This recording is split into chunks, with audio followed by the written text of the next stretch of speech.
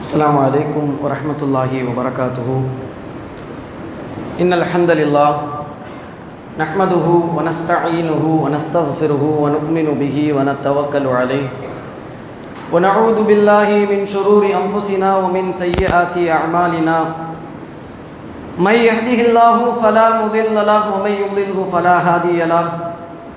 وأشهد أن لا إله إلا الله وحده لا شريك له وأشهد أن محمدًا عبده ورسوله. أما بعد فقد قال الله تعالى في القرآن العظيم والفرقان المجيد: فأعوذ بالله من الشيطان الرجيم. بسم الله الرحمن الرحيم.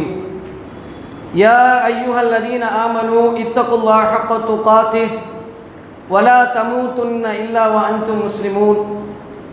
وقال الله تعالى عيلا: يا أيها الناس اتقوا ربكم الذي خلقكم من نفس واحدة وخلق منها زوجها وبث منهما رجالا كثيرا ونساء واتقوا الله الذي تساءلون به والأرحام إن الله كان عليكم رقيبا. يا أيها الذين آمنوا اتقوا الله وقولوا قولا سديدا يصلح لكم أعمالكم ويغفر لكم ذنوبكم ومن يطع الله ورسوله فقد فاز فوزا عظيما. وإن أصدق الحديث كتاب الله وأحسن الهدي هدي محمد صلى الله عليه وسلم وشر الأمور محدثاتها وكل محدثة بدعة وكل بدعة ضلالة وكل ضلالة في النار. அளவற்ற அருளாளன் நிகரில்லா பேர் அன்புடையோன் எல்லாம் அல்ல அல்லாஹ்வின் திருப்பெயர் போற்றி புகழ் அனைத்தும் அகிலத்தை படைத்து பரிபாலித்து பரிபக்குவப்படுத்தக்கூடிய ஏகநாயகன் அல்லாஹ்விற்கு உரித்தாக்கி சலாத்தும் சலாமும் ஈருலகத் தலைவர் நபிகள் நாயகம் ஸல்லல்லாஹு அலைஹி வஸல்லம் அன்னவர்கள் மீதும் அன்னாரது சொல் செயல் அங்கீகாரங்களை தங்கள் வாழ்க்கையில் ஏற்றி நடந்த நல்லற தோழர்கள் தோழியர்கள் சலஃபு சாலிஹீன்கள் முன் சென்ற அறிஞர்கள் அனைவர்கள் மீதும் குறிப்பாக அல்லாஹ் ரப்புல் ஆலமீன் நம் மீது கடமையாக்கி இருக்கின்ற இந்த ஜும்ஆவை நிறைவேற்றுவதற்காக இங்கே ஒன்று குழுமி இருக்கின்ற நம் அனைவர்கள் மீதும் வல்ல நாயனின் வற்றா பெருங்கருணை என்றென்றும் நின்று நிலவட்டுமாக. கண்ணியத்திற்குரிய எல்லாம் அல்ல அல்லாஹ்வின் நல்லடியார்களே, அருமை பெரியோர்களே, சகோதர சகோதரிகளே, அல்லாஹுக்கு மிகவும் பிடித்தமான ஒரு இடத்திலே அல்லாஹ் ரப்புல் ஆலமீனுடைய கட்டளையை நிறைவேற்றுவதற்காக ஒரு உன்னதமான நோக்கத்திற்காக நாம் எல்லாம் இங்கே ஒன்று குழுமியிருக்கின்றோம்.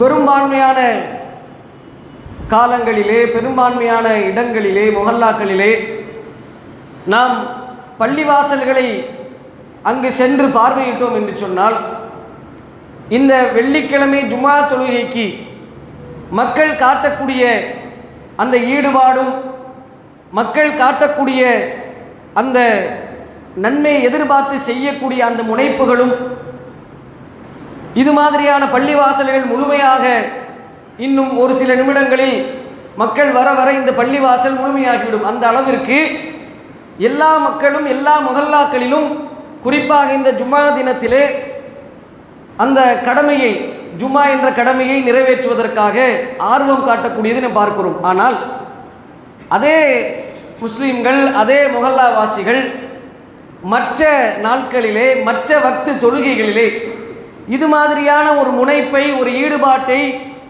இந்த அமல்களை செய்ய வேண்டும், அல்லாஹ்வை வணங்குவதற்காக பள்ளிவாசல்களை நிரப்ப வேண்டும் என்கின்ற ஒரு குறிக்கோளோடு வருகிறார்களா என்று சொன்னால் பெரும்பான்மையான முஹல்லாக்களை பார்க்க முடியவில்லை. இன்றைக்கு நாம் பார்க்கிறோம் என்று சொன்னால், ஜும்ஆவினுடைய நன்மையை முக்கியத்துவத்தை விளங்கி அதன் சிறப்புகளை கருத்திலே கொண்டு கவனத்திலே கொண்டுதான் இந்த கூட்டம் வந்திருக்கிறதே தவிர, அல்லாஹ்வுடைய கட்டளை அல்லாஹ் ரப்புல் ஆலமீன் நம்மை படைத்ததனுடைய நோக்கம் பள்ளிவாசல் இறை இல்லங்களினுடைய சிறப்புகள், அதிலே நாம் ஜமாஅத்தாக தொழுவதனால் ஏற்படக்கூடிய நன்மைகள், இவற்றையெல்லாம் அறிந்திருந்தார்கள் என்று சொன்னால் ஜும்ஆவிற்கும் மற்ற வக்துக்களுக்கும் பெரும்பகுதியாக வித்தியாசம் இருந்திருக்காது என்றுதான் சொல்ல வேண்டும். ஏனென்று சொன்னால், இன்றைக்கு இந்த பள்ளியில் மட்டுமல்ல எல்லா முஹல்லாக்களிலும் எல்லா பள்ளிவாசலிலும் ஒரு கணிசமான கூட்டம் அதனுடைய அவ்வளவு வக்திலேயே வந்திருக்கிறது. ஆனால் மற்ற காலங்களிலே வர முடியவில்லை என்று சொன்னால் திங்கள் முதல் வியாழன் வரைக்கும் எந்த அலுவலகத்திற்கு செல்கிறார்களோ அதே அலுவலகத்துக்கு தான் இந்த ஜும்மா அன்றைக்கும் செல்கிறார்கள். திங்கள் முதல் வியாழன் வரை எந்த பணியிலே எந்த தொழிலிலே ஈடுபட்டு கொண்டிருக்கிறார்களோ அதே பணியிலே அதே தொழிலில் தான் இன்றைக்கும் ஈடுபடுகிறார்கள். அப்போ எப்படி இன்னைக்கு மாத்திரம் இந்த சாத்தியம் என்று சொன்னால், ஜும்மாவினுடைய சிறப்புகள், ஜும்மாவிற்கு காட்டிய அந்த ஈடுபாடு, நம் முன்னோர்கள் ஜும்மாவை பழக்கப்படுத்திய விதம்தான் இன்றைக்கு இந்த வெள்ளிக்கிழமை குறிப்பாக ஜும்மா தொழுகைக்கு மாத்திரம் இந்த கூட்டத்தை பார்க்க முடிகிறது. இதுவே இந்த தொழுகையிலே அடுத்த அசருடைய வக்திலே இந்த கூட்டம் இருக்குமா என்று சொன்னால் இருக்காது. அப்போ பெரும்பாலான மக்கள் ஜும்மாவிற்கு மாத்திரம் ஒரு சிறப்பு என்றும், மற்ற வக்துக்கள் அது எப்பொழுது தொழுதால் என்ன, பள்ளிவாசல் நமக்கு பக்கத்திலே இல்லையே, நமக்கான வேலை அதற்கான நேரத்தை அவகாசத்தை வழங்கவில்லையே, நமக்கும் அதற்கும் தூரம் அதிகமாக இருக்கிறதே, இப்போதானே பாங்க சொல்லி இருக்கிறார்கள், இன்னும் வக்து முடியவில்லையே என்பது ரீதியாக அவர்கள் தொழுகையிலே காட்டக்கூடிய பொடுபோக்குத்தனமும் அலட்சியமும் தானே தவிர வேறு எந்த ஒரு காரணத்தையும் நாம் சொல்லிவிட முடியாது. அப்போ இந்த ஜும்மா தொழுகை நமக்கு பாரமாக இல்லாமல் மற்ற தொழுகை பாரமாக இருந்தது என்று சொன்னால், நாம் அல்லாஹ்வுடைய படைப்பினுடைய நோக்கத்தை, அல்லாஹ்வுடைய கட்டளையை எந்த இடத்திலே நாம் வைத்திருக்கின்றோம் என்பதை நாம் ஆரம்பமாக நம்முடைய உள்ளத்திலே ஒரு அசை போட்டு பார்க்க வேண்டும். எனக்கு நினைவு இருக்கிறது, இதே மிம்பரிலே மௌலவி ஷரயி அவர்கள் கேட்ட ஒரு கேள்வியை இந்த இடத்தில் நான் மீட்டெடுக்கிறேன். யாராவது ஒரு நபர் ஃப்ளைட்டுக்கு புக் பண்ணி நான் அந்த டயத்துக்கு போகவில்லை என்று சொல்லக்கூடிய ஒரு மனிதரை நாம் பார்த்திருக்கிறோமா? பெரும்பாலும் ஒரு ட்ரெயினுக்கு நாம் நெடுந்தொலைவுக்கு பயணம் செல்கிறோம், வெளிநாடுகளுக்கு நாம் வேலைக்கு செல்கிறோம், நமக்கான நேரம் போர்டிங் டைம் என்று ஒரு டைம் வைத்திருக்கிறது, டிபார்ச்சர் டைம் என்று ஒன்று இருக்கிறது. அந்த நேரத்தை தாண்டி ஒருவர் போய் காரணம் சொன்னதாக அல்லது தாமதமாக சென்றதாக பெரும்பான்மையாக நாம் பார்த்திருக்கிறோமா என்ற கேள்வியை மௌலவி ஷரயி அவர்கள் இதே மேடையிலே கேட்ட ஞாபகம் எனக்கு இருக்கிறது. அதை நான் இப்பொழுது மீண்டும் உங்கள் கவனத்துக்கு மீட்டுகிறேன். அப்போ இந்த உலகத்திலே ஒரு பணிக்காக, ஒரு வேலைக்காக அல்லது ஒரு உயர் அதிகாரியை நாம் சந்திக்க செல்கிறோம். நம்மை விட உயர்ந்த ஒரு மேனேஜர், நமக்கு வேலை தரக்கூடிய முதலாளி அல்லது வேறு வேறு அதிகாரிகள், பெரும் அதிகாரத்தில் இருக்கக்கூடியவர்களை நாம் சந்திக்கும் பொழுது ஒரு காவல்துறை நம்மை அழைக்கிறார். பள்ளிவாசலிலே அல்லது குடும்பத்திலே ஏதோ ஒரு தகவலை பெறுவதற்காக ஒரு பாஸ்போர்ட் என்கொயரி என்று வைத்துக்கொள்வோம். எனக்கு இந்த நேரத்தில் நீங்கள் வந்து இருக்க வேண்டும் என்று சொன்னால் நாம் அந்த நேரத்திற்கு தாமதமாக சொல்வோமா? இது எல்லாம் எதற்காக நான் இந்த சிந்தனைக்கு சொல்லுகிறேன் என்று சொன்னால், சாதாரணமான உலகத்திலே நம்மை போன்று மலஜலம் சுமக்கக்கூடிய ஒரு மனிதர்களுக்கு கொடுக்கக்கூடிய ஒரு கண்ணியத்தையும் ஒரு மகத்துவத்தையும், இந்த அகிலத்தை எல்லாம் படைத்து பரிபாலித்து பரிபக்குவப்படுத்தக்கூடிய, நம்ம எல்லாம் ஆட்சி செய்து கொண்டிருக்கக்கூடிய, சுவாசிக்க காற்றை தரக்கூடிய, உண்ண உணவை தரக்கூடிய, உடுத்த ஆடையை தரக்கூடிய, குடிக்க நீரை தரக்கூடிய படைத்த அல்லாஹ் ரப்புல் ஆலமீனை, அவன் குறித்த அந்த கட்டளையை குறித்த நேரத்தில் அவனை சந்திப்பதற்காக வந்து நிற்பதற்கு நாம் தாமதப்படுத்துகிறோம் என்று சொன்னால், அவனை நாம் சந்திக்கும் பொழுது, அவனை சந்திக்கக்கூடிய நேரத்திலே நாம் எந்த மகத்துவத்தை, கண்ணியத்தை அல்லாஹ்விற்கு வழங்குகிறோம் என்பதை ஒப்பீடு செய்ய வேண்டும். அல்லாஹ் ரப்புல் ஆலமீனும் அழைக்கிறான், ஹய்யா அலஸ் ஸலா, நீங்கள் தொழுகைக்காக வாருங்கள், ஹய்யா அலல் ஃபலா, நீங்கள் வெற்றியின் பக்கம் விரைந்து வாருங்கள் என்று அல்லாஹ்வினுடைய இல்லமாகிய பள்ளிவாசலிலிருந்து அழைக்கப்படுகிறது. அது காவல்துறையிலிருந்து வரக்கூடிய அழைப்பு அல்ல, நம்முடைய அலுவலகத்திலிருந்து வரக்கூடிய அழைப்பு அல்ல. அல்லாஹ் ரப்புல் ஆலமீனுடைய வீட்டிலிருந்து அல்லாஹ் என்னை சந்திக்க வருமாறு அழைக்கக்கூடிய அழைப்பு. அந்த அழைப்பை நாம் எப்படி மதிப்பீடு செய்கிறோம், அதற்கு நாம் எவ்வாறு பதிலளிக்கிறோம் என்பதை நாம் ஒவ்வொருவரும் சீர்தூக்கி பார்க்க வேண்டிய ஒரு நேரம் இந்த ஜும்மா தொழுகையிலே, இந்த கூட்டத்திலே, இந்த தொழுகைக்கு வரக்கூடிய அந்த முக்கியத்துவத்தை உரசி பார்ப்பதற்காக இந்த செய்தியை ஆரம்பமாக நான் உங்கள் மத்தியிலே நான் சுட்டி காட்டுகிறேன். கண்ணியத்திற்குரிய எனதருமை இஸ்லாமிய சகோதர சகோதரிகளே, தாய்மார்களே, பள்ளிவாசல்கள் என்பது நம்முடைய சொத்து அல்ல. இது எந்த ஒரு ஜமாத்தினுடைய சொத்தும் அல்ல, எந்த ஒரு நிர்வாகத்தினுடைய சொத்தும் அல்ல.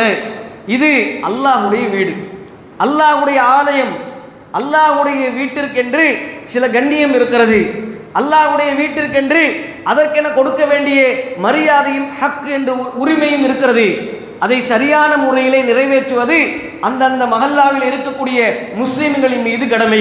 அதிலே ஆக சிறந்த முதன்மையாக கடமை என்னவென்று சொன்னால், அல்லாஹ் ரப்புல் ஆலமீனுடைய பள்ளிவாசலிலிருந்து அழைப்பு வரும் பொழுது அதற்கு பதிலளித்து விட்டு அங்கே போய் நாம் தொழுகையை நிறைவேற்றுவதுதான்.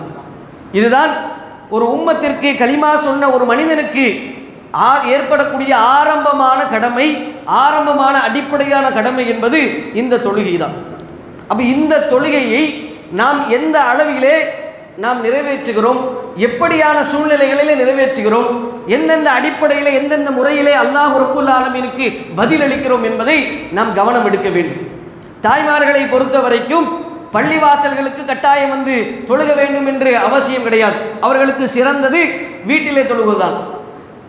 ஆனால் இது மாதிரியான ஒரு முக்கியமான நிகழ்ச்சிகள், ஜும்மா போன்ற அந்த தொழுகையிலே கிடைக்கக்கூடிய பயானுக்கான ஒரு வாய்ப்புகள் வந்தால் தவறா என்று சொன்னால் மார்க்கம் தடுக்கவில்லை. ஆனால் அவர்களுக்கு சிறந்தது வீட்டில் தொழுவது. ஆனால் ஆண்களாகிய சகோதரர்களுக்கு நமக்கு இந்த தொழுகையை பள்ளிவாசலில் தான் தொழுக வேண்டும் என்று அல்லாஹ் ரப்புல் ஆலமீன் கட்டளையிட்டு இருக்கிறான்.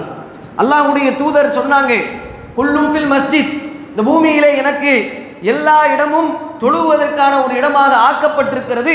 இது மற்ற நபிமார்களுக்கு கொடுக்கப்படாத ஒரு அந்தஸ்து, கண்ணியம் என்று சொன்னார்கள் தான். ஆனால் அது எந்த சந்தர்ப்பத்தில் என்று சொன்னால், நாம் இருக்கக்கூடிய இடத்திலே இருக்கக்கூடிய அந்த நேரத்திலே பள்ளிவாசல்கள் அல்லாஹ்வுடைய இல்லங்கள் இல்லாத ஒரு சூழ்நிலை என்றால் மட்டும்தான் நாம் சுத்தமான இடத்தை தொழுகும் இடமாக அமைத்துக் கொள்ள வேண்டுமே தவிர, நாம் வாகனத்தில் செல்லும் தொலைவிலோ, நடந்து செல்லும் தொலைவிலோ, நமக்கு காது கேட்கக்கூடிய அல்லது பார்க்கக்கூடிய தொலைவிலோ பள்ளிவாசல் இருந்தால் கண்டிப்பாக நாம் அங்கே சென்றுதான் தொழுகை நிறைவேற்ற வேண்டும் என்பதிலே எந்த விதமான மாற்று கருத்தும் இல்லை. ஒரு சந்தர்ப்பத்தில் நம்ம எல்லோரும் அதிகமாக கேட்ட செய்தி தான், ஒரு கண் தெரியாத ஒரு நபித்தோழர் வந்து கேட்கிறார், அனுமதி கேட்கிறார், எனக்கு வீட்டில் தொழுகிறதுக்கு அனுமதி கொடுங்களேன் என்று. அப்போ நபி ஸல்லல்லாஹு அலைஹி வஸல்லம் அவர்கள் அனுமதியும் கொடுத்துட்டாங்க. கொடுத்த பிறகு மீண்டும் அழைத்து சொல்றாங்க, உங்களுக்கு அதானுடைய சத்தம் கேட்கிறதா? யார் ரசூலுல்லாஹ் கேட்கிறது. அப்படி என்றால் உங்களுக்கு கடமை பள்ளிவாசலுக்கு வர வேண்டும். பார்த்தீங்களா, அல்லாஹ்வுடைய இல்லத்திலிருந்து அழைப்பு வந்து அது உங்கள் காதிலே விழுந்தது என்று சொன்னால் அந்த அழைப்பை ஏற்பதற்காக அவனது இல்லத்துக்கு தான் வர வேண்டும். இதுதான் அல்லாஹ்வுடைய தூதர் காட்டி தந்து சுன்னா. ஒவ்வொரு முஸ்லீமுக்கும் இதுதான் முன்மாதிரி. அந்த நபித்தோழர் அப்படித்தான் வந்தாங்க. ஏன் அப்துல்லா இப்னு உம்மி மக்தூம் ரலியல்லாஹு அன்ஹு அவர்கள் ஸஹர் பாங்கு ஃபஜர் பாங்கு பிரித்தறிவிப்பார்கள் என்றெல்லாம் நாம் படிச்சிருக்கிறோம் ஹதீஸில். அவங்க தான் வந்து ரமதானிலே முஅத்தீனாக இருந்தாங்க. அவங்களுக்கும் பார்வை தெரியாது. அப்போ பார்வை தெரியாத ஒருவர் தான் நம்மை ரமதானிலே எழுப்பி விடுவதற்காக, அதான் சொல்வதற்காக வரக்கூடியவராக இருந்திருக்கிறார்கள் என்று சொன்னால், கண்ணியத்திற்குரிய சகோதரிகளே, பள்ளிவாசலிலே வந்து தொழுகையை நிறைவேற்றுவது ஜமாத்தாக, அதுவும் அவ்வளவு வக்திலே வந்து நிறைவேற்றுவது நாம் நம்முடைய ஈமானை உரசி பார்க்க வேண்டிய ஒரு தருணமாக இருக்கிறது. எந்த அளவுக்கு ரசூலுல்லாஹி ஸல்லல்லாஹு அலைஹி வஸல்லம் அவங்க சொல்லியிருக்கிறாங்க, பள்ளிவாசலிலே அழைப்பு கேட்டு யார் பள்ளிவாசலிலே எந்த ஒரு காரணமும் தகுந்த காரணமும் இல்லாமல் தொழுகைக்கு செல்லவில்லையோ அந்த மனிதனுடைய வீட்டை கொளுத்துவதற்கு என் மனது நாடுகிறது, வீட்டை தீ வைத்து எரிப்பதற்கு என் மனம் நாடுகிறது என்று அல்லாஹ்வுடைய தூதர் சொன்னார்கள். அல்லாஹ்வுடைய தூதர் எப்பொழுதும் இப்படி கடுமையான வார்த்தைகளை பேசக்கூடியவர்கள் அல்ல. அல்லாஹ்வுடைய தூதர் இரக்கமானவர்கள். அப்படிப்பட்ட ஒரு இரக்க குணமுடைய அல்லாஹ்வின் தூதர் ஒரு வீட்டையே சேர்த்து கொளுத்த வேண்டும் என்று சொல்லுகிறார்கள் என்று சொன்னால், அந்த பள்ளி வாசலிலே நாம் எந்த தொழுகையினுடைய முக்கியத்துவம் எந்த அளவிற்கு ரசூலுல்லாஹி அலைஹி வஸல்லம் அவங்க வலியுறுத்தி சொல்லியிருக்கிறார்கள் என்பதை இந்த செய்திகள் வாயிலாக நாம் புரிந்து கொள்ள வேண்டும். இன்றைக்கு அல்லாஹ்வுடைய கிருபையினால் பல மொஹல்லாக்களிலே எங்கு திரும்பினாலும் பள்ளிவாசல்கள் இருக்கிறது. ஒவ்வொரு ஜமாத்தின் சார்பாகவும் பள்ளிவாசல்கள் பரவலாக முஸ்லீம்கள் வசிக்கக்கூடிய பெரும்பான்மையான அந்த பகுதியிலே பார்த்தோம் என்று சொன்னால் பல ஜம்மியா மட்டுமல்ல, பல ஜமாத்துகள் இருக்கிறது. ஒவ்வொரு ஜமாத்தின் சார்பாகவும் பள்ளிவாசலுடைய அந்த அதான் சப்தம் கேட்டுக்கொண்டுதான் இருக்கிறது. முசல்லிகள் வந்து தொழுவதற்காக ஏராளமான ஏற்பாடுகள் அவர்களுக்காக செய்யப்பட்டிருக்கிறது. அந்த காலத்திலே எல்லாம் இப்படிப்பட்ட ஒரு வசதிகளை பார்க்க முடிகிறது. வெயில் அடிக்கிறது என்று சொன்னால் நீங்கள் குழுன்னு ஏசியில் நின்று தொழுங்க. உங்களுக்கு குளிர் அடிக்குது என்று சொன்னால் அதற்கு ஏற்றமான அந்த சீதோசனத்திலே லைட்டெல்லாம் டிம்மா வச்சு தொழுகக்கூடிய அளவிற்கு பள்ளிவாசல்கள் இருக்கிறது. நமக்கு தாகம் எடுக்கிறது என்று சொன்னால் குடிக்கிறதுக்கு நீர் இருக்கிறது. நமக்கு சுடு தண்ணி வேண்டும் என்று சொன்னால் ஹாட் வாட்டர் வருவதற்கான ப்ரொவிஷன் அமைத்து தரப்பட்டிருக்கிறது. அப்போ ஒரு முசல்லிகள் பள்ளி வாசலிலே தொழுவதற்கு தேவையான எல்லா வசதிகளும் செய்து தரப்பட்டிருக்கிறது. ஆனால் பள்ளி வாசலிலே முதல் சஃப் அல்லது 2 சஃப்புகளை தாண்டி கூட்டம் வருவதில்லை, ஜும்மாவை தவிர. மகரிபில் பார்த்தோம் சொன்னால் ஒரு 3 அல்லது 4 சஃப்புகளில் பார்க்க முடியும். மதரசா மாணவர்கள், நம்முடைய மஸ்ஜிதுல் முபஷிரிலே மதரசா மாணவர்களே அதில் முதல் சஃப்பு ஃபுல்லாக ஆக்கிரமிச்சிருவாங்க. அப்போ மகரிப்பு தாண்டி இஷா 2 சஃப்பு தான். இப்போ எங்கே போகிறோம்? வெளியில் போகிறோம், வெளியில் தொழுகிறோம். சரி, அந்த தொழுகை கூட தொழுகையாளிகளாக இருக்கக்கூடியவர்கள் எங்களுடைய அலுவலகம் அங்கே, எங்களுக்கு இங்கே வேலை நடக்கிறது, இந்த இடத்துக்கு ஒரு காரிய நிமித்தமாக போய்விட்டேன், அதனால் அந்த பள்ளியிலே தொழுது விட்டேன், அல்ஹம்துலில்லாஹ். அப்படி தொழுதாலும் அந்த தொழுகையை பள்ளிவாசலில் தான் தொழுகிறோமா? முதல் கேள்வி நம்மளிடத்தில் நாமே கேட்க வேண்டிய கேள்வி. 2வது, அதன் ஆரம்பத்திலே தொழுது கொள்கிறோமா? அவ்வளவு வக்திலே தொழுகிறோமா அல்லது பிற்படுத்தி தொழுகிறோமா? இந்த கேள்வியை நாம் கேட்க வேண்டும். நபிகள் நாயகம் ஸல்லல்லாஹு அலைஹி வஸல்லம் இடத்தில் கேட்கப்படுகிறது, அல்லாஹ்வின் தூதரே, இந்த உலகத்திலே அல்லாஹ்வுக்கு மிகவும் பிடித்தமான ஒரு அமலை சொல்லுங்கள். இது எல்லாருக்கும் பொதுவானது, ஆண்கள், பெண்கள், தாய்மார்கள், குழந்தைகள் எல்லாருக்கும் பொதுவானது. அப்போ அல்லாஹ்வுடைய தூதர் சொன்னார்கள், தொழுகையை அதன் ஆரம்ப நேரத்திலே அலா வக்திஹா, அந்த வக்திலே நிறைவேற்றுவதுதான் அல்லாஹ்வுக்கு மிகவும் பிடித்தமான ஒரு அமல். தொழுகையை ஆரம்பத்திலே நிறைவேற்றுவதுதான் அல்லாஹ்விற்கு மிகவும் பிடித்தமான அமல். அப்போ நாம் இந்த உலகத்திலே சம்பாதிக்கிறோம். இந்த உலகத்தில் உள்ள பொருளாதாரத்தை சொல்லவில்லை, மறுமைக்காக சம்பாதிக்கிறோம். அந்த சம்பாத்தியத்திலே அதிகமான நற்கூலிகளை பெற்றுத்தரக்கூடிய, அல்லாஹ்வுடைய விருப்பத்தையும் நேசத்தையும் பெற்றுத்தரக்கூடிய மிகவும் விருப்பமான ஒரு அமல் இருக்கும் என்று சொன்னால் அந்த தொழுகையை அதனுடைய ஆரம்ப நேரத்திலே தொழுவது தான். இந்த விஷயத்திலே நாம் எப்படி இருக்கிறோம்? இந்த கேள்வியை நாம் கேட்டுக்கொள்ள வேண்டும். சரி, இந்த கேள்வியிலும் நாம் சரியாக இருக்கிறோம். தாய்மார்கள் அவர்கள் எங்களுக்கு தான் பள்ளிவாசலில் அழைப்பு வந்தால் பள்ளிவாசலுக்கு செல்ல வேண்டிய அவசியம் இல்லையே என்று நீங்கள் சொன்னீர்கள் என்று சொன்னால், பள்ளிவாசலுடைய அழைப்பு வந்த மாத்திரத்திலேயே அதற்கான ஆரம்ப நேரத்திலேயே வீட்டிலே தொழுவது உங்கள் மீது கடமை. அதுதான் அல்லாஹ் ரப்புல் ஆலமீனுக்கு விருப்பமான காரியம். வீட்டில் எவ்வளவு பணி சுமைகள் இருந்தாலும் அந்த வேலைகளை, அதற்கான நேரங்களை ஒதுக்கிவிட்டு தொழுகை முடித்துவிட்டு நீங்கள் தொழுதீர்கள் என்று சொன்னால் அதுதான் சிறந்தது. அதனால தான் அல்லாஹ் ரப்புல் ஆலமீன் சொல்லுகிறான், இன்னல் முக்மினீன வல் முக்மினாத் வல் முஸ்லிமீன வல் முஸ்லிமாத் என்று சொல்லும்போது அதிலே அழகான முறையில் அமல் செய்யக்கூடிய ஆண்கள், பெண்கள், இஹ்சானாக செய்யக்கூடியவர்கள், அவர்கள் யார்? நல்ல காரியங்களை விரையக்கூடியவர்கள். அது ஆண்களாக இருந்தாலும் சரி, பெண்களாக இருந்தாலும் சரி, ஈமான் கொண்டு நல்லமல்கள் செய்தால் ஜன்னாத்தின் தஜ்ரீ மின் தஹ்திஹல் அன்ஹார், அவர்களுக்கு ஆறுகள் ஓடக்கூடிய சோனத்தினுடைய வாரிசுதாரர்களாக ஆக்குவோம். அதில் பாரபட்சம் கிடையாது. அப்போ அவர்கள் அந்த நேரத்திலே, ஆரம்ப நேரத்திலே தொழுவது அவர்கள் மீது கடமையாக இருக்கிறது. பள்ளிவாசலுக்கு வந்தாலும் தவறு கிடையாது பெண்களுக்கு. அப்போ இந்த விஷயத்தை எல்லாம் நாம் நம்முடைய உள்ளத்திலே நமக்கு நாமே கேட்க வேண்டும். இப்படி கேட்டு அதற்கான விளைவுகளை, காரணிகளை கண்டுபிடித்து அதை எப்படி சரி செய்வது, நாம் எப்படி நம்மை நாமே சீர்திருத்தம் செய்வது என்பதை நாம் ஒரு கணம் யோசிக்க வேண்டும்.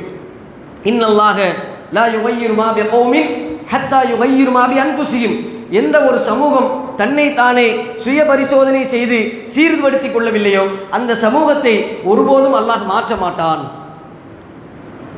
ஏனென்று சொன்னால் இது சாதாரணமான அம்சம் கிடையாது, இது சாதாரணமான விஷயம் கிடையாது. அவ்வளவு வக்திலே நாம் தொழுகையை விட்டோம் என்று சொன்னால், அதற்கு பிறகு தாமதம் ஆகிருச்சுன்னு சொன்னால், அதான் தொழுகை முடிஞ்சிருச்சுல, இந்த இதை முடிச்சுட்டு நாம் அடுத்து நம்ம தொழுதுக்கலாம், கம்ப்ளீட்டாக அந்த வேலையை முடிச்சுட்டு கடைசியில் தொழுதுக்கலாம்னு ஒரு 1/2 மணி நேரம் தானே, இப்படியாக சருகிக்கிட்டே போவோம். எது வரைக்கும் சருகுவோம்?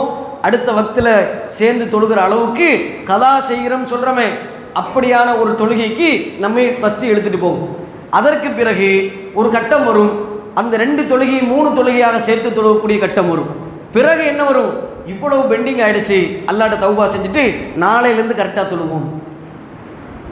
இப்படியாகத்தான் ஷைத்தான் அதை நம்ம என்ன செய்வான்? இந்த பொடுபோக்குத்தான். ஆரம்பத்திலே தொழுகும் போது எந்த வேலையாக இருந்தாலும் இயன்ற வரைக்கும் நான் அவ்வளவு பக்திலே நான் தொழுது விடுவேன் என்கின்ற அந்த உறுதிப்பாட்டை அல்லாஹ்வுக்கு விருப்பமான முறையில் நிறைவேற்ற வேண்டும், இஹ்சானாக நிறைவேற்ற வேண்டும் என்கின்ற ஒரு அமலை நாம் கையில் எடுத்தோம் என்று சொன்னால், ஷைத்தானுக்கு இடம் கொடுக்காமல் நாம் அந்த தொழுகையிலே அவனை வீழ்த்தினோம் என்று சொன்னால், நாம் அல்லாஹ்வுடைய விருப்பத்திற்குரிய ஒரு அமலை செய்தவர்களாக, நேசத்திற்குரியவர்களாக நாம் மாற முடியும். இதிலும் மிகப்பெரிய ஒரு துரதிர்ஷ்டமான ஒரு அவலமான நிலை என்னவென்று சொன்னால் ஃபஜ்ருடைய தொழுகை. ஃபஜ்ருடைய தொழுகைக்கெல்லாம் பள்ளிவாசலிலே இமாம் வழக்கமாக தொழ வரக்கூடிய ஒரு சிலர், முஅத்தின், முக்கியமான நிர்வாகிகள், இவர்களை தாண்டி ஒரு சப்பு கூட பூர்த்தியாகாத நிலையில் பார்க்க முடிகிறது பெரும்பான்மையான பள்ளிவாசல்கள்.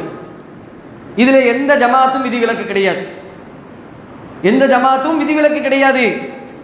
இதிலே சொல்வதற்கு எந்த விதமான வெட்கமும் கிடையாது. பள்ளிவாசல்களை நிர்வகிக்க வேண்டும் என்று சொன்னால் பள்ளிவாசலுடைய முஅத்தினாக இருக்கிறார், பள்ளிவாசலுடைய நிர்வாகியாக இருக்கிறார், பள்ளிவாசலுடைய உறுப்பினராக, ஜமாத்தின் உறுப்பினராக இருக்கிறார் என்று சொன்னால் யாராக இருந்தாலும் சரி அல்லாஹ்வுடைய தொழுகையை குறித்த நேரத்திலே பள்ளியிலே வந்து தொழுவது அவருக்கு கடமை. ஏனென்று சொன்னால் அதுதான் நாளை மறுமையிலே முதல் விசாரணை. இன்ன அவ்வலமா யுஹாஸபு பிஹில் அப்து யௌமல் கியாமா. ஒவ்வொரு அடியாரிடத்திலும் நாளை மறுமை நாளிலே முதலாக விசாரிக்கப்படுவது மின் அமலிஹி ஸலாத்துஹு, அவருடைய அமல்கள் விஷயத்திலே முதலாவது தொழுகை பற்றியதாக இருக்கும். அது சரியாகிவிட்டது என்று சொன்னால் ஃபகத் அஃப்லஹ வ அன்ஜஹ, அவர் வெற்றி பெற்று விடுகிறார், நன்மையின் பக்கம் விரைந்து முன்னேறி விடுகிறார். யார் அந்த தொழுகையிலே ஓட்டை விட்டு விடுவாரோ, கோட்டை விடுவாரோ, ஃபகத் ஹாப வ ஹஸர, அவர் நஷ்டமடைந்து விட்டார் என்று அல்லாஹ்வுடைய தூதர் சொன்னார். நஷ்டம் என்று சொன்னால் நரகம்தான். தொழுகையை பற்றின அந்த கேள்விக்கு சரியான பதில் நம்மிடத்தில் இருந்தது என்று சொன்னால், அதிலேயும் முதலாவது விசாரணை தொழுகை, அவ்வளவு நேரத்தினுடைய தொழுகை, அது முதலாவது ஒரு நாளிலே காலை கண் விழிக்கக்கூடிய நேரத்திலே முதலாவது தொழுகை ஃபஜ்ர் தொழுகை. ஒவ்வொரு பள்ளி வாசலிலும் நாம் பார்த்து கொண்டுதான் இருக்கிறோம். நிர்வாகி ஒவ்வொருவரும் ஃபஜ்ருக்கு வாங்க என்று அந்தந்த வாட்ஸ்அப் குழுமத்திலே ஆடியோக்கள் போட்டு கொண்டுதான் இருக்கிறார்கள். அல்லாஹ்வுடைய அழைப்பு செவிப்பறையை கிழிக்கக்கூடிய அளவிற்கு வீடுகளிலே உரைக்கிறது. இங்கே வாங்க சொல்றது, இங்கே பேசுறது குறிச்சி பிரிவில் காது கேட்கிறது. எங்கே கேட்கறது? மஸ்ஜிதுல் முவஸ்ஸிர் என்ற திருமறை நகரில் இந்த பள்ளிவாசலில் பேசக்கூடிய அந்த உபதேசங்கள் குறிச்சி பிரிவு வரைக்கும் எட்டுகிறது என்று சொன்னால், அப்போ நமக்கு நாம் உறங்கிக் கொண்டிருக்கிறோம் என்று சொன்னால் இது என்ன, எதை காட்டுகிறது? அல்லாஹ்வுடைய வார்த்தைக்கு நாம் எந்த அளவுக்கு மதிப்பளிக்கிறோம். மற்றவர்களை விடுங்க, நம்ம நஃப்ஸுக்கு நாம் என்ன செய்கிறோம்? என்னுடைய ஆத்மாவுக்கு நான் தான் பதில் சொல்ல வேண்டும். அல்லாஹ்வின் புறத்திலிருந்து அழைப்பு வருகிறது, பள்ளிவாசல்களை உங்களை ஆடைகளால் அலங்கரியுங்கள், அல்லாஹ் ரப்புல் ஆலமீன் நினைவு, அவனுடைய பெயர் உயர்த்தப்பட வேண்டும் என்பதற்காகத்தான் இந்த பள்ளிவாசல் என்று பல வசனங்கள். அந்த பள்ளிவாசலுக்கு கொடுக்கக்கூடிய அந்த கண்ணியம், அல்லாஹ்வினுடைய அழைப்பு அதானுக்கு கொடுக்கக்கூடிய அந்த மகத்துவம், கண்ணியம், அப்போ அதற்கு நாம் செவிமடுக்கவில்லை என்று சொன்னால், உலகத்திலே உள்ள ஒரு உயர்ந்தவருக்கு நாம் கொடுக்கக்கூடிய, சாதாரண மனிதருக்கு கொடுக்கக்கூடிய முக்கியத்துவத்தை கூட பள்ளிவாசலுக்கும் நம்முடைய நஃப்ஸுக்கு நாளைக்கு பதில் சொல்வதற்கும் நிறைவேற்றவில்லை என்று சொன்னால் நாம் நம்மை சீர்திருத்த வேண்டிய கட்டத்தில் இருக்கிறோம். ஏனென்று சொன்னால் இது ஆரோக்கியமானது அல்ல, ஈமானுக்கு ஆரோக்கியமானது கிடையாது. நம்முடைய ஈமானுடைய அடித்தளம் ஆட்டம் கண்டிருக்கிறது என்பதை நாம் பார்க்க வேண்டும். நம்முடைய வீட்டில் பார்க்கிறோம், ஏதோ ஒரு விஷயம், அல்லது ஜன்னல் உடைந்திருக்கிறது, அல்லது ஏதோ கதவு உடைந்திருக்கிறது என்று சொன்னால் முதலாவது போய் சரிப்படுத்துவோம். ஆமாம், இதை சரிப்படுத்தி ஆக வேண்டும், வீட்டில் இது சரியில்லையே, இல்லை என்று சொன்னால் அதாவது திருடர்கள் உள்ளே வர வாய்ப்பு இருக்கிறது, ஏதாவது பூச்சிகள் ஏதாவது உள்ளே வந்துடுமே என்று உடனடியாக நாம் அதை சரிப்படுத்துகிறோம். ஆனால் நமக்கு எங்கே ஓட்டை இருக்கிறது, எங்கே நமக்கு ஆட்டம் கண்டிருக்கிறது? நம்மால் தொடர்ச்சியாக ஒரு 3 நாள், ஒரு 7 நாள், ஒரு 10 நாள் ஜமாஅத்துக்கு, குறிப்பாக ஃபஜ்ருக்கு தொடர்ச்சியாக வர முடியவில்லை என்று சொன்னால் உங்களை நீங்களே கேட்டுக்கொள்ளுங்கள், உங்களுடைய ஈமானை உரசி பார்த்து கொள்ளுங்கள். தாய்மார்களும் சரி, வீட்டிலே நீங்கள் எழுந்து தொழுக முடியவில்லை என்று சொன்னால் நம்ம இடத்திலே நிஃபாக் மெல்ல மெல்ல உள்ளே ஏறுகிறது என்பது அர்த்தம். சஹாபாக்கள் சொல்கிறாங்க, எங்களுடைய காலத்திலே எல்லாம் முனாஃபிக்குகளை தவிர எல்லாரும் நாங்கள் ஃபஜ்ரில் பார்த்துருவோம், யாராவது ஃபஜ்ருக்கு வரலன்னா அவர்களே முனாஃபிக்குடைய பட்டியலில் சேர்த்துருவோம். ஏன்னா ரசூலுல்லாஹ் சில பேர்களை அறிவிச்சிருக்கிறாங்க, அதை ரகசியமாக வைத்திருந்தார்கள். யார்? சாஹிபு சிர் என்று அழைக்கக்கூடிய அந்த நபித்தோழர். அவர் என்ன செஞ்சாங்க, அவர்கிட்ட தான் அந்த முனாஃபிக்குடைய பட்டியல் இருந்தது, யார்கிட்டையும் சொல்லலை. அப்போது சஹாபாக்கள் என்ன நினைப்பாங்க, ஃபஜருக்கு யாராவது வரலை என்று சொன்னால் அவரை முனாஃபிக்குடைய பட்டியலை நாங்கள் சேர்த்து விடுவோம். அல்லது என்ன, நபி ஸல்லல்லாஹு அலைஹி வஸல்லம் தான் சொல்லியிருக்கிறாங்க, என்னுடைய உம்மத்திலே முனாஃபிக்கு தான் ஆக சிரமமான தொழுகையாக எது இருக்கும்? ஃபஜ்ர் தொழுகை இருக்கும் என்று ரசூலுல்லாஹி ஸல்லல்லாஹு அலைஹி வஸல்லம் அவர்கள் வெளிப்படையான அடையாளமாக சொல்லிவிட்டார்கள். அதனால தான் அல்லாஹ் திருமறை சொல்கிறான், ஃபதக்கிர் ஃபைன்ன திக்ரா தன்ஃபஉல் முஃமினீன். நபியே, நீங்கள் உபதேசம் செய்யுங்கள், நிச்சயமாக அது மூமின்களுக்கு அந்த அறிவுரை பயனளிக்கும். யாரெல்லாம் அல்லாஹ்வை நம்பிக்கை கொண்டிருக்கிறோமோ, யாரெல்லாம் என்னை அல்லாஹ் ரப்புல் ஆலமீன் மரணத்திற்கு பிறகு கபரிலே விசாரிப்பான், மறுமையிலே விசாரிப்பான், முதலாக என்னை தொழுகை பற்றி விசாரிப்பான் என்று நம்பிக்கை கொண்டு அமல்கள் செய்கிறோமோ அவர்களுக்கு இது மாதிரியான உபதேசங்கள் பலன் தரும் என்று அல்லாஹ் திருமறையில் சொல்லுகிறான். எனவே தொழுகைக்காக நாம் பிறரை அழைக்க வேண்டுமே தவிர இந்த சமூகத்தை, அதிலே குறிப்பாக டைம் மேனேஜ்மெண்ட், பஞ்சுவாலிட்டி என்று சொல்லக்கூடியது இந்த தொழுகையில் தான் இருக்கிறது. இந்த தொழுகை தான் தன்ஹா அனில் ஃபஹ்ஷாஇ வல் முன்கர். நிச்சயமாக இந்த தொழுகை மானக்கேடான அருவருப்பான காரியத்தை விட்டும் தடுக்கும். நேர மேலாண்மை என்பது ஒருவர் ஆரம்பத்திலே அல்லாஹ்வுடைய அழைப்பை ஏற்று கண்ணியமாக தன்னை தூய்மைப்படுத்தி விட்டு, எந்த அளவுக்கு ரசூலா சொல்றாங்க பாருங்க, வீட்டிலே உது செய்து விட்டு பள்ளிவாசலுக்கு நடந்து வருகிறார் என்று சொன்னால் அவர் ஒவ்வொரு எட்டிற்கும் சிலர் என்ன பண்ணுவாங்க அப்படின்னா, டைம் ஆயிடுச்சு, டைம் முடிய போகுது, இதுக்கப்புறம் நம்ம எப்படி பள்ளிவாசலுக்கு போகிறது, வீட்டிலே தொழுதுருவோம், 6 மணி ஆக போகுது, இதுக்கப்புறம் போனால் என்ன ஃபஜ்ருக்கு லேட்டாக வந்துட்டுன்னு கேட்டுருவாங்க, அல்லது விடிஞ்சிருச்சு இங்கே போய் நாம் உது செஞ்சுட்டு என்று சொல்லி இந்த பணியில் ஏன் போகணும் என்று சொல்கிறோம். இஸ்பாஹுல் உலூஇ அல்லல் மகாரி, அதாவது உங்களுடைய அந்தஸ்துகளை, தகுதிகளை, தரஜாக்களை உயர்த்தக்கூடிய, நன்மைகளை அதிகரிக்கக்கூடிய, பாவங்களை அழிக்கக்கூடிய காரியத்தை சொல்லித் தரட்டுமா என்று சொன்னார்கள். அதிலே ஒன்றுதான் சிரமமான சூழ்நிலைகளை ஒழு செய்வது. அதே மாதிரி இன்னொரு செய்தி சொன்னார்கள், நீங்கள் பள்ளிவாசலுக்காக எடுத்து வைக்கக்கூடிய ஒவ்வொரு எட்டிற்கும் அல்லாஹ் ஒவ்வொரு பாவங்களை அழிக்கிறான், ஒவ்வொரு நன்மைகளை உயர்த்துகிறான், ஒவ்வொரு அந்தஸ்துகளை, தரஜாக்களை உயர்த்துகிறான் என்று. எனவே இந்த செய்தியெல்லாம் நம்பிக்கை கொள்ளாதவர் ஒரு விந்தையாக, ஒரு வேடிக்கையாக பார்க்கலாம். அல்லாஹ்வை நம்பிக்கை கொண்டிருக்கக்கூடிய, அல்லாஹ்விற்காக மறுமைக்காக அமல்கள் செய்யக்கூடிய ஒரு மூமினுக்கு இது விழிப்புணர்வு அடையக்கூடியதாக, ஆதரவு வைக்கக்கூடியதாக, ஆசை வார்த்தையாக இருக்க வேண்டுமே தவிர, நாம் நம்முடைய ஈமானில் குறை காணும் போது, ஒரு நேரம் நாம் நம்முடைய ஈமான் குறைவுபட்டு தொழுகையிலே தாமதமாகவோ அல்லது ஒரு நேரம் தூக்கத்திலோ விடுபடும் போது விழிப்படையக்கூடிய ஒரு விஷயமாகத்தான் இதை எடுத்துக்கொள்ள வேண்டும். கண்ணியத்திற்குரியவர்களே, அப்போ இந்த அடிப்படைகளை புரிந்து அல்லாஹ் ரப்புல் ஆலமீனுடைய இறை இல்லங்களை கண்ணியப்படுத்த வேண்டும்.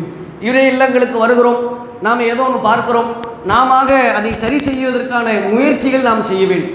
இறை இல்லத்தில் ஏதாவது ஒரு குறை இருந்தால் அது நிர்வாகம்தான் செய்ய வேண்டும் அல்லது அதற்குரிய பொறுப்பாளர்கள் தான் செய்ய வேண்டும் என்பதெல்லாம் பார்க்காமல், இது நாம் தொழுவதற்காக கட்டித்தரப்பட்ட ஒரு அல்லாஹ்வுடைய இல்லம்.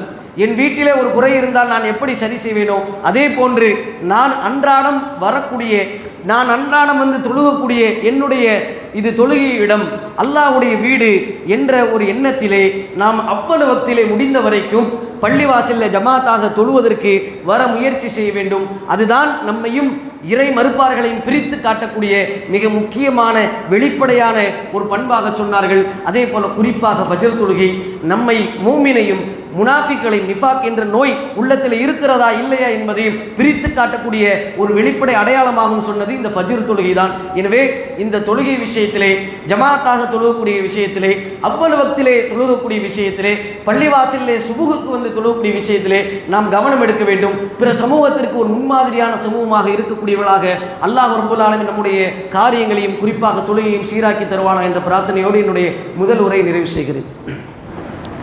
அல்ஹம்துலில்லாஹ் வஸ்ஸலாத்து வஸ்ஸலாமு அலா ரசூலில்லாஹி வ அலா ஆலிஹி வ அஸ்ஹாபிஹி அஜ்மஈன். அல்லாஹும்ம ஸல்லி அலா முஹம்மதின் வ அலா ஆலி முஹம்மத் கமா ஸல்லைத அலா இப்ராஹீம வ அலா ஆலி இப்ராஹீம இன்னக ஹமீதும் மஜீத். அல்லாஹும்ம பாரிக் அலா முஹம்மதின் வ அலா ஆலி முஹம்மத் கமா பாரக்த அலா இப்ராஹீம வ அலா ஆலி இப்ராஹீம இன்னக ஹமீதும் மஜீத். கண்ணியத்திற்குரிய சகோதரர்களே, பெரியோர்களே, பின்னாடி வரக்கூடிய சகோதரர்கள் இடம் இல்லாமல் நின்று கொண்டிருக்கிறார்கள். முன்னாடி இடம் அதிகமாக இருந்தால் அதிலே நெருக்கமாக அமர்ந்து வரக்கூடிய சகோதரர்களுக்கு இடம் தருமாறு கேட்டுக்கொள்ளும்.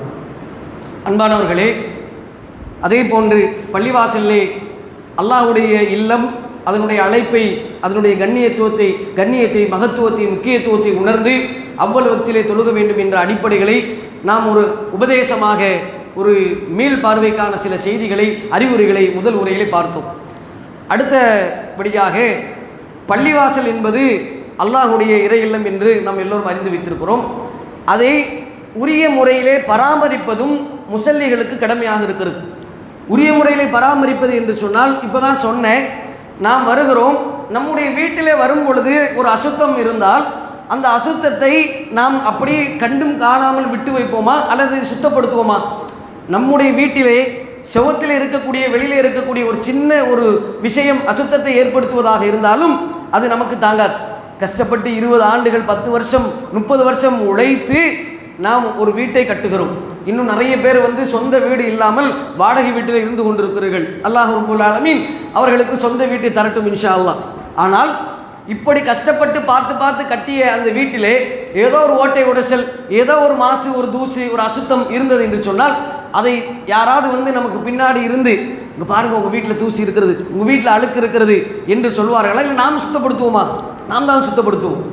ஆனால் இதுவே அல்லாஹ்வுடைய வீடு என்று விட்டால் நாம் இந்த விஷயத்தில் எப்படி இருக்கிறோம், எப்படி நடந்து கொள்கிறோம்? முடிந்த அளவுக்கு நாம் அல்லாஹ்வுடைய வீட்டை தூய்மைப்படுத்துவதிலே, சுத்தமாக வைத்திருப்பதிலே நாம் கண்ணும் கருத்துமாக இருந்தோம் என்று சொன்னால் அல்ஹம்துலில்லாஹ், அல்லாஹ் அதற்குரிய கூலியை நம்முடைய இஹ்லாஸுக்கு ஏற்ப நிறைவாக தரட்டும். ஆனால் இதற்கென்று ஒரு கூட்டம் இருக்கிறது. பள்ளிவாசல் கிளீனிங்காக ஜும்மாவுக்கு வியாழக்கிழமை நைட்டில் ஒரு 3 பேர் வருவாங்க, ஒரு 4 பேர் வருவாங்க. அது அவங்களுடைய வேலை தான், அதை அவங்க மட்டும்தான் பார்ப்பாங்க. ஏன்னா நம்ம யாரும் இங்கே ஃபஸ்ட்டு சப்பில் தான் நிற்கல, நம்ம தான் ஜும்மாவுக்கு மட்டும்தானே வாரோம், நமக்கு 2 சப்புக்கு மேலே வர்றது இல்லையே என்று அவர்கள் பார்த்து கொள்வார்கள் என்ற ரீதியில் நாம் சென்று விட்டோம் என்று சொன்னால் அல்லாஹ்வுடைய தூதருடைய வழிமுறையை பாருங்கள். நபிகள் நாயகம் ஸல்லல்லாஹு அலைஹி வஸல்லம் அவர்கள் சொன்னதாக ஆயிஷா அம்மையார் அறிவிக்கிறார்கள். திருமீதியிலே பதிவு செய்யப்பட்டது. இமாம் திருமீதி இதை ஹசன் என்று சொல்கிறார்கள்.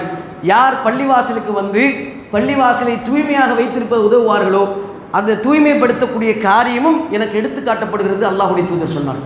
எப்படி அல்லாஹ்வுடைய தூதருக்கு வெள்ளிக்கிழமையிலே ஸலவாத்தை சொன்னால் எனக்கு எடுத்து காட்டப்படுகிறது என்று சொன்னார்களோ அதே போன்று அல்லாஹ்வுடைய தூதர் சொன்னார்கள், யார் அல்லாஹ்வுடைய வீட்டை தூய்மைப்படுத்துவார்களோ, தூய்மையாக வைத்திருப்பதில் ஈடுபடுவார்களோ அவர் தூய்மைப்படுத்திய அந்த விஷயமும் எனக்கு எடுத்து காட்டப்படுகிறது. என்ன நபி ஸல்லல்லாஹு அலைஹி வஸல்லம் அவர்களுக்கு எடுத்து காட்டப்பட்டால் நிச்சயமாக அவர்கள் சாட்சியாக இருப்பார்கள் இன்ஷா அல்லாஹ். அப்போ அப்படிப்பட்ட ஒரு மிக முக்கியமான ஒரு அம்சம். ஒரு சந்தர்ப்பத்தில் ரசூலா வாராங்க, சஹாபிகள்கிட்ட கேட்குறாங்க, இங்கே வழக்கமாக ஒரு பெண்மணி இருப்பாங்களே, க்ளீன் பண்ணுவாங்களே, அவங்களுக்கு காணாமன்னு கேட்குறாங்க. அப்போ தகவல் சொல்லப்படுது, அவங்க வஃபாத் ஆகிட்டாங்க, அவங்கள அடக்கியாச்சு என்று சொன்னாங்க. ரசூலாவுக்கு தெரியலை. வழக்கமாக ஒரு அம்மா என்ன செய்வாங்க, பள்ளிவாசலெல்லாம் சுத்தப்படுத்திட்டு போவாங்க. ஒரு நாள் 2 நாள் பார்க்குறாங்க, ரசூலா கண்ணில் படலை. உடனே கேட்குறாங்க ரசூலா அலைஹிஸ்ஸலாம் அவங்க, எங்கே அவங்க இறந்துட்டாங்க அப்படின்னு சொல்லும்போது அந்த அம்மாவை அடக்கம் செய்து கபரை போய் காட்டுங்க அப்படிங்கிறாங்க. அங்கு போய் அந்த அம்மாவுக்காக ரசூலுல்லாஹி அலைஹி வஸல்லம் அவங்க என்ன செஞ்சாங்க, பிரார்த்தனை செய்தார்கள் என்று வருகிறது.